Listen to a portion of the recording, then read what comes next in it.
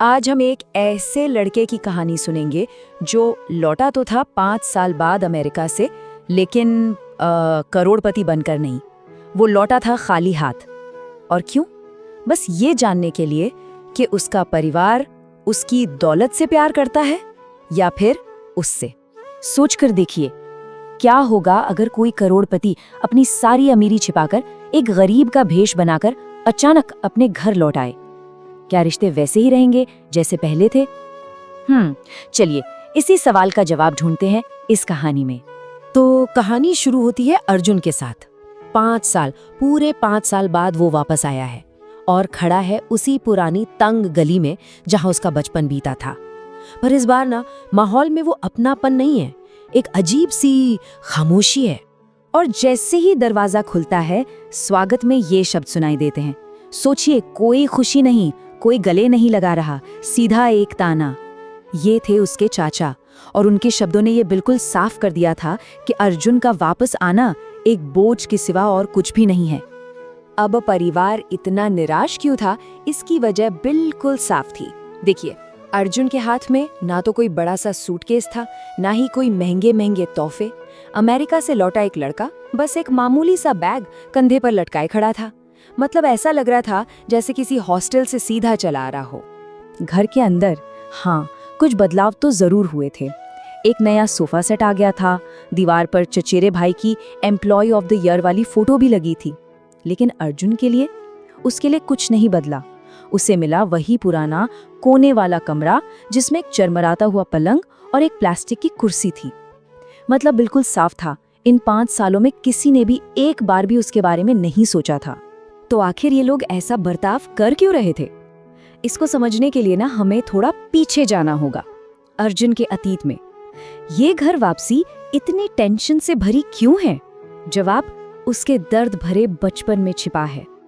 देखिए, कुछ साल पहले तक अर्जुन की दुनिया बहुत अलग थी, प्यार से भरी हुई। उसके माता पिता थे जो भले ही अमीर ना हो पर उसे बहुत प्यार करते थे। लेकिन फिर एक भयानक सड़क हादसे ने सब कुछ छीन लिया और उसे मजबूरी में अपने चाचा ताऊ के घर आना पड़ा। उन लोगों के घर जो उसे हमेशा से एक बोझ ही समझते आए थे। और ये ताने तो रोज की बात थे। उसकी चाची की आवाज कानों में गूंजती रहती थी। उसे अपने हर निवाले का हिसाब देना पड़ता था।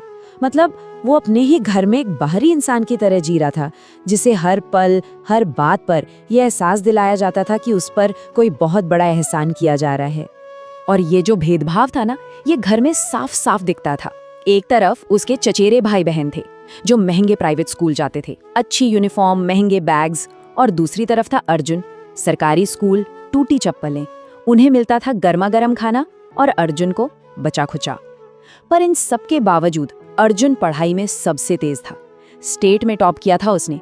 और शायद यही बात घर वालों को और भी ज्यादा चुभती थी। पर अर्जुन ने इस माहौल को अपनी किस्मत बनने नहीं दिया, बिल्कुल नहीं।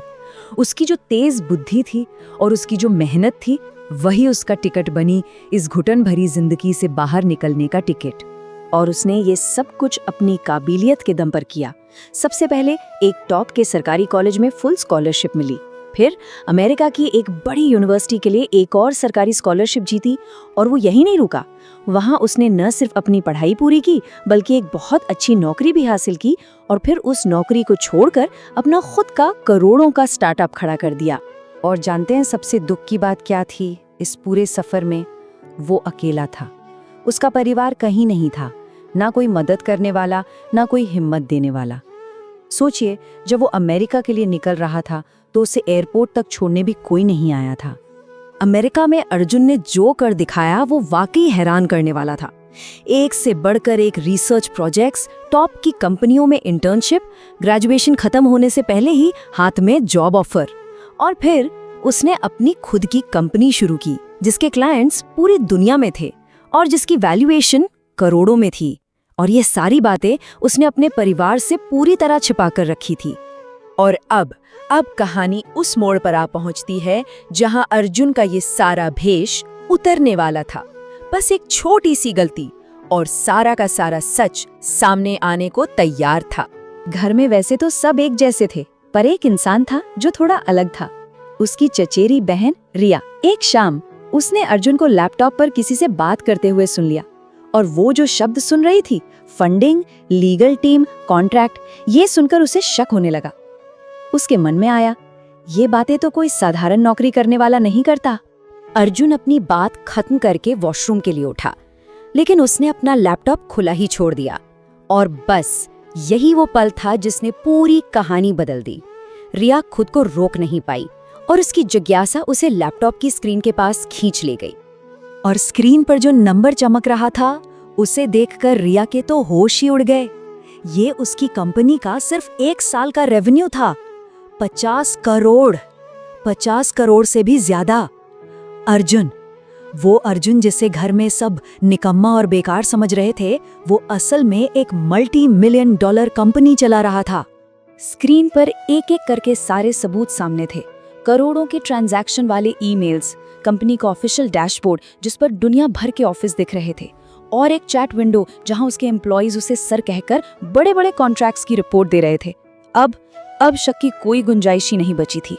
रिया ने दौड़कर ये सारा सच पूरे परिवार को बता दिया, और उसके बाद जो हुआ वो शायद अर्जुन के सबसे बुरे सपने से भी ज्यादा भयानक था। पैसों की खबर सुनते ही रातों रात घर में हर किसी का रंग बदल गया। इस सच्चाई का असर बिल्कुल फिल्मी था। कल तक जो अर्जुन निकम्मा था, बोझ था, आज वो अचानक घर का गर्व बन गया।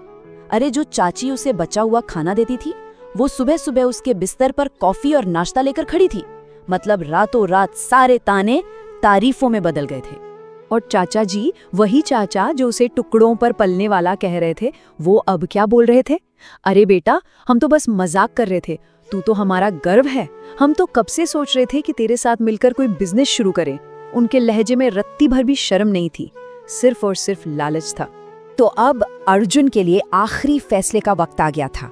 उसने बहुत शांति से अपने परिवार के इस नए बदले हुए चेहरे का सामना किया और उन्हें उनकी असली जगह दिखाने का फैसला किया। शाम को उसने सबको एक साथ बिठाया और बस एक सीधा सा सवाल पूछा, अगर कल मेरा ये सब कुछ खत्म हो जाए, सब लुट जाए, तो क्या तब भी आप लोग मुझे यही इज्जत दोगे? और इस एक सवाल ने सबकी बोलती बंद कर दी।